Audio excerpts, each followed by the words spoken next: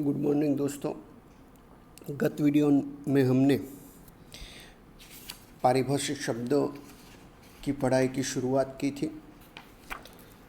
उसमें अंत में संपत्ति किसे कहा जाएगा उसके अर्थ के बारे में हमने पढ़ाई की थी और संपत्ति के अलग अलग 3 रूप से वर्गीकरण किए जाते हैं, जैसे कि अचल या बिन चालू या स्थिर संपत्ति, चल संपत्ति और अवास्तविक संपत्ति। आज हम उसके बारे में विस्तृत रूप से आगे की पढ़ाई करने वाले हैं। सबसे पहले बिन चालू संपत्ति या स्थिर संपत्ति के बारे में देखें तो बिन चालू संपत्ति की पहचान समय के आधार पर निश्चित होती है। बिन चालू दायित्व की तरह बिन चालू संपत्ति भी 1 वर्ष से अधिक समयावधि की हो तो उसे बिन चालू संपत्ति कहा जाएगा। माने ऐसी संपत्ति कि जिसका लाभ धंधे को 1 वर्ष से अधिक समय के लिए मिलता हो तो उसे बिन चालू या स्थिर संपत्ति कहा जाएगा।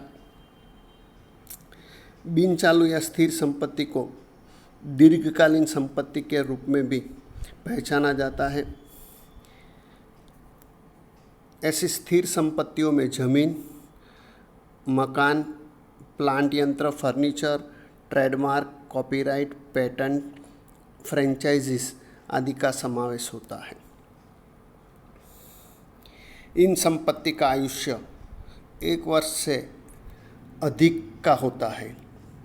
बिन चालू संपत्ति को भी 2 भाग में वर्गीकृत कर सकते हैं। पहला दृश्य संपत्ति और दूसरा अदृश्य संपत्ति, जिसका स्पष्टीकरण निम्नानुसार है। सबसे पहले दृश्य संपत्ति। तो दोस्तों, यहाँ दृश्य शब्द में ही उसका अर्थ स्पष्ट हो जाता है कि जो संपत्ति हमें दिखाई दे, ऐसी संपत्ति। दृश्य संपत्ति ऐसी संपत्ति है जो भौतिक रूप से अस्तित्व रखती है। दृश्य संपत्ति को देख सकते हैं, स्पर्श कर सकते हैं। माने ऐसी संपत्ति जो भौतिक रूप से अस्तित्व रखती हो, जिसे देखा जा सके, जिसे स्पर्श किया जा सके, ऐसी संपत्ति को दृश्य संपत्ति के रूप में पहचाना जाएगा। दृश्य संपत्ति बिन चालू संपत्ति का उपभाग है। दृश्य संपत्ति में जमीन, मकान, प्लांट, यंत्र, फर्नीचर आदि का समावेश होता है। माने जो भी संपत्ति हमें दिखाई दे और जिसका आयुष्य हो 1 वर्ष से अधिक, ऐसी संपत्ति खासकर दृश्य संपत्ति होती है।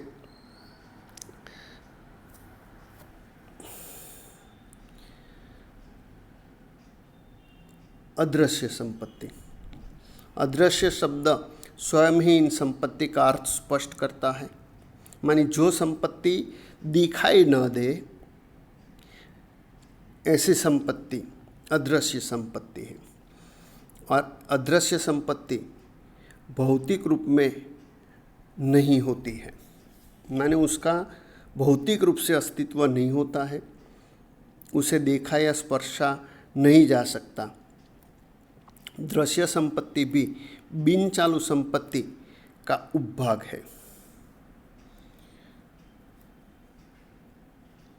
ट्रेडमार्क, कॉपीराइट, पेटेंट, ख्याति जैसी संपत्ति अदृश्य संपत्ति में समाविष्ट होती है।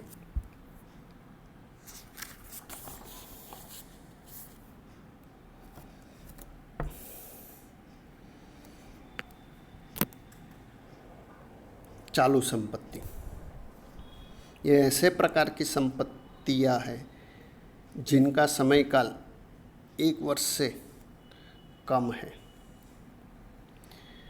जिन संपत्तियों का समय काल 1 वर्ष से कम हो, ऐसी संपत्ति चालू संपत्ति है। इन संपत्तियों का रोकड़ में रूपांतर हो सकता है। धंधा के रोज बरोज के व्यवहार के लिए इन संपत्ति का उपयोग होता है। माने जो भी धंधा है, उनके रोज बरोज के जो व्यवहार हैं, उन व्यवहार को बनाए रखने के लिए चालू संपत्ति आवश्यक है। चालू संपत्ति में रोकड़ शेष, बैंक शेष, देनदार, लेनी हुंडी, कच्चा माल स्टॉक, तैयार माल स्टॉक आदि का समावेश होता है। धंधा या व्यापार की वस्तुओं का माल के रूप में पहचानते हैं। मानी धंधा या व्यापार जिन वस्तु का है, वो वस्तु को हिसाबी पद्धति की परिभाषा में माल कहा जाता है। जैसे कि अनाज के व्यापारी के लिए अनाज माल है, उसी तरह अगर साइकिल का व्यापारी है तो साइकिल और उसका जो भी सामान है वो उसके लिए माल कहा जाएगा। मानी व्यापार की जो भी चीज़ है, वस्तु है, उसे माल के रूप में पहचाना जाएगा।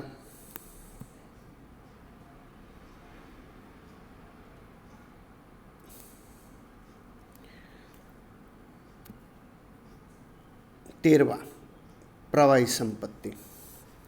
चालू संपत्ति के प्रकार के रूप में प्रवाही संपत्ति पहचानी जाती है।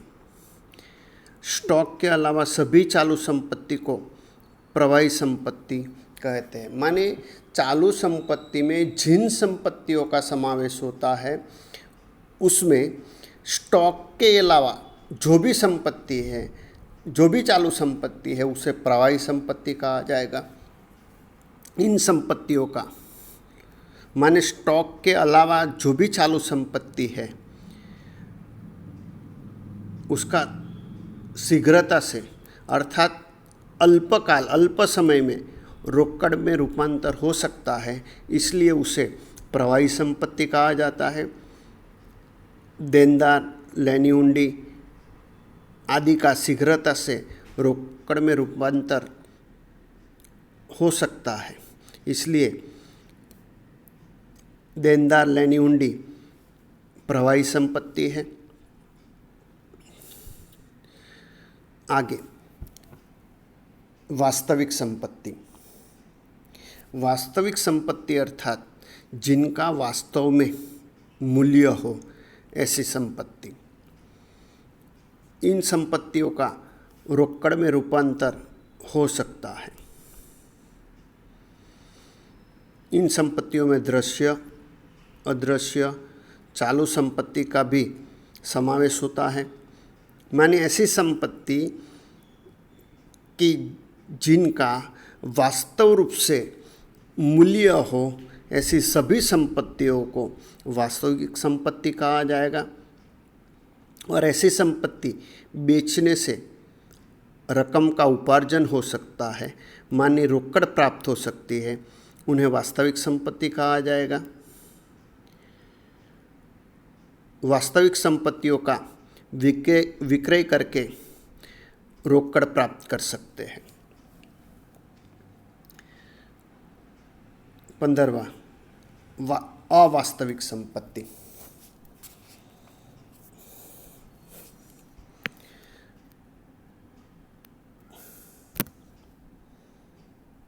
अवास्तविक संपत्ति।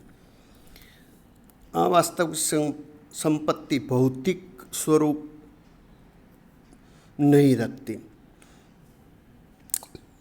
और ऐसी संपत्ति का उपज मूल्य शून्य होता है, मतलब उसका उपज मूल्य नहीं होता है। इस प्रकार की संपत्ति का रोकड़ में रूपांतर नहीं हो सकता। यह एक बिन पुनरावर्तित खर्च है। बिन पुनरावर्तित खर्च माने एक बार खर्च करने के बाद उसमें से वापस उसे रोकड़ में रूपांतर न किया जा सके, ऐसा खर्च है। इस खर्च का लाभ एक से अधिक वर्ष तक मिलता है। माने एक बार खर्च करने पर जिस वर्ष में खर्च किया है उसके बाद के कुछ वर्षों तक उसका लाभ मिलता हो तो उसे अवास्तविक संपत्ति के रूप में पहचाना जाएगा। ऐसे खर्च को अमुक वर्षों में अपलिखित करना होता है। माने एक वर्ष से अधिक वर्ष के लिए खर्च का लाभ मिल रहा है तो जितने वर्ष के लिए उसका लाभ मिलता है उतने वर्ष में उस खर्च को बांट दिया जाए, अपलिखित किया जाए। इसलिए उसे संपत्ति के रूप में दर्शाते हैं। प्रतिवर्ष निर्धारित रकम अपलिखित करके खर्च के रूप में दर्शाई जाती है। अंश या ऋण पत्र प्रकाशित करने का खर्च।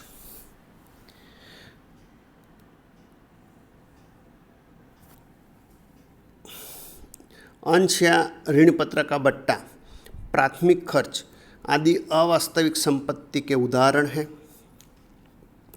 अवास्तविक संपत्ति को प्रसारित राजस्व खर्च या प्रसारित महसूली खर्च अथवा मुलतवी रखा राजस्व खर्च के रूप में भी पहचाना जाता है।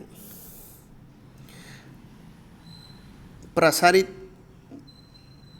राजस्व खर्च या मुलतवी रखा खर्च इसलिए कहा जाता है कि ऐसे खर्च का लाभ एक से अधिक वर्ष के लिए मिलता है और उसे एक से अधिक वर्षों में अपलिखित किया जाता है, इसलिए उसे प्रसारित राजस्व खर्च कहा जाता है।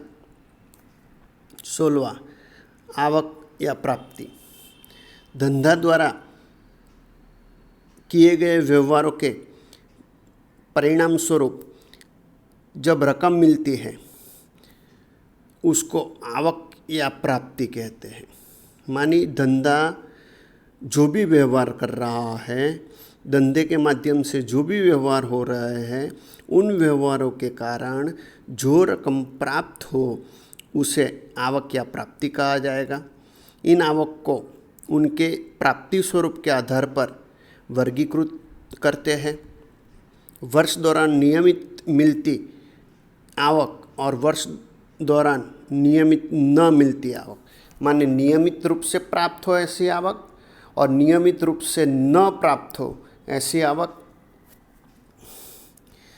धंधा को प्रतिदिन की प्रवृत्ति से नियमित आवक मिलती है, जैसे कि धंधा द्वारा किए गए विक्रय की आवक, कमीशन की आवक, डिविडेंड की आवक। यह नियमित रूप से मिलती रहती है। मानी वर्ष दौरान नियमित रूप से मिलती रहती है, जबकि कुछ आवक नियमित स्वरूप नहीं रखती, जैसे कि धंधे की पुरानी संपत्ति का विक्रय, अंश पूंजी प्राप्त करना, ऋण पत्र प्रकाशित करना आदि आवक नियमित स्वरूप से नहीं मिलती। और ऐसे आवक को दो भाग में वर्गीकृत किया जाता है। नियमित आवक, जिसे राजस्व आवक कहा जाएगा, और नियमित स्वरूप में नहीं मिलती आवक, जिसे पूंजीगत आवक के रूप में पहचाना जाएगा। माने आवक या प्राप्ति का वर्गीकरण दो भाग में होगा, राजस्व आवक और पूंजीगत आवक।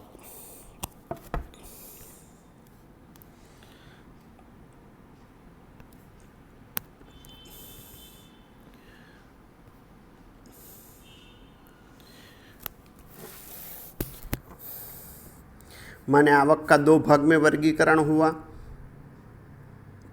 पूंजीगत आवक माने जो आवक नियमित रूप से नहीं मिलती है ऐसी आवक, और जो आवक नियमित रूप से मिलती है ऐसी आवक राजस्व आवक है। दोनों का अर्थ देखें तो पूंजीगत आवक, इस प्रकार की आवक नियमित रूप से नहीं मिलती। इस प्रकार की आवक संपत्ति की बिक्री से प्राप्त होती है। मानी संपत्ति बिक्री से प्राप्त आवक ऋण पत्र प्रकाशित करने से प्राप्त आवक भी पूंजीगत आवक है। ऋण पत्र माने आम जनता के पास से ऋण के रूप में जो रकम प्राप्त की जाती है उसके बदले में जो प्रमाण पत्र दिया जाता है उसे ऋण पत्र कहा जाएगा। संपत्ति का विक्रय बार बार नहीं होता और ऋण पत्र भी बार बार प्रकाशित नहीं किए जाते। इस प्रकार की आवक बार बार खड़ी नहीं होती, अर्थात कि प्राप्त नहीं होती। इस प्रकार की आवक पूंजीगत आवक गिनी जाएगी। माने जो आवक नियमित रूप से नहीं मिलती, बार बार नहीं मिलती, ऐसी आवकों को पूंजी आवक कहा जाएगा। 18वां राजस्व आवक। इस प्रकार की आवक का प्रवाह वर्ष दौरान रहता है। इन आवक के आधार पर उस वर्ष में कमाया गया लाभ या हुआ नुकसान जान सकते हैं। इस प्रकार की आवक में बिक्री की आवक, कमीशन की आवक, बट्टे की आवक, भाड़ा की माने किराए की आवक आदि का समावेश होता है। और ऐसी आवक बार बार प्राप्त होती है। माने जो आवक वर्ष दौरान बार बार प्राप्त होती रहे या हर साल प्राप्त हो तो ऐसी आवक को राजस्व या महसूली आवक कहा जाएगा।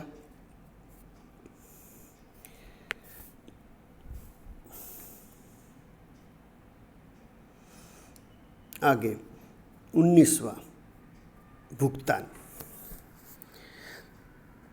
धंधा द्वारा किए गए व्यवहारों के परिणाम स्वरूप जब रकम चुकाई जाती है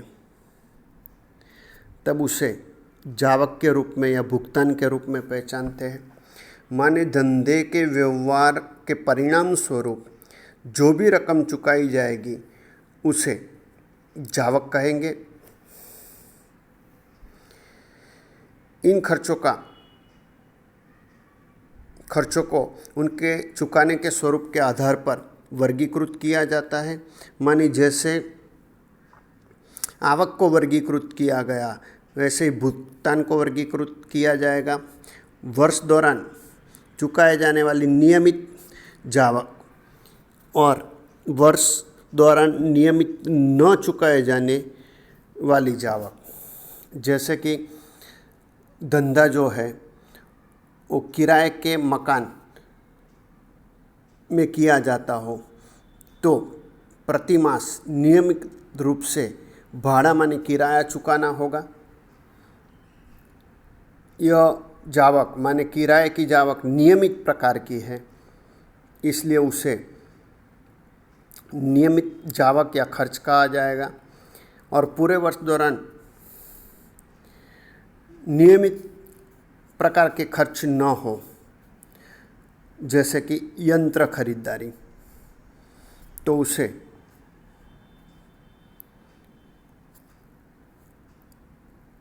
नियमित नहीं है ऐसा भुगतान कहा जाएगा। इस आधार पर खर्च को भी आवक की तरह दो भागों में वर्गीकृत किया जाएगा। एक पूंजीगत खर्च और दूसरा राजस्व खर्च। माने जो खर्च नियमित है, वर्ष दौरान बार बार हो रहा है, तो उसे पूंजी खर्च कहा जाएगा। और जो खर्च नियमित नहीं है उसे राजस्व खर्च के रूप में पहचाना जाएगा।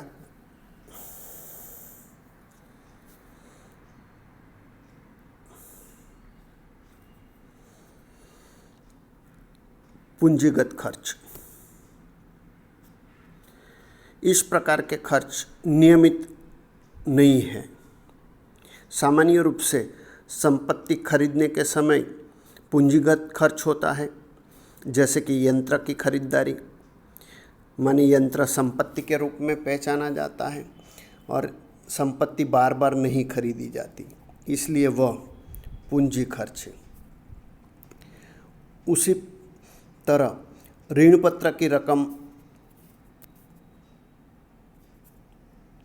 वापस की जाए तो भी पूंजी खर्च है, क्योंकि ऋण पत्र की रकम भी बार बार वापस नहीं करनी होती है। राजस्व खर्च। इस प्रकार का खर्च का प्रवाह सतत माने नियमित वर्ष दौरान चलता रहता है। इन खर्च के आधार पर लाभ हानि की गणना होती है, माने राजस्व आवक और राजस्व खर्च के आधार पर उसके अंतर से लाभ हानि की गणना होती है। इसलिए धंधे के लाभ हानि की गणना के लिए राजस्व उपज और राजस्व खर्च आवश्यक है। इन प्रकार के खर्च में वेतन, मजदूरी, टेलीफोन खर्च, विज्ञापन खर्च आदि का समावेश होता है। 22वां प्रसारित महसूली खर्च। इस प्रकार के खर्च को अवास्तविक संपत्ति के रूप में पहचानते हैं, जो हमने आगे 15वें पारिभाषिक शब्द में उसकी चर्चा की है। मानी फिर से देखें तो एक बार किए खर्च का लाभ एक से अधिक वर्षों तक धंधे को मिलता हो तो उसे प्रसारित महसूली खर्च के रूप में गिना जाएगा और उसे निश्चित वर्षों में अपलिखित करना होता है। 23वां खर्च। जिस खर्च की रकम का लाभ उसी हिसाबी वर्ष को मिलने वाला हो तो उसे खर्च कहा जाएगा। माने जो खर्च किया गया है वो खर्च का लाभ धंधे को उसी वर्ष दौरान, माने हिसाबी वर्ष के 12 माह दौरान मिलता हो तो उसे खर्च गिना जाएगा, जिसे महसूली खर्च कहते हैं। जैसे कि वेतन, मजदूरी, दलाली, कमीशन, बट्टा, घिसाई खर्च आदि जो नियमित रूप के खर्च हैं, इसलिए उसे खर्च के रूप में पहचाना जाएगा और उसे महसूली खर्च कहा जाएगा। 24वां उपज। माल या सेवा का प्रवाह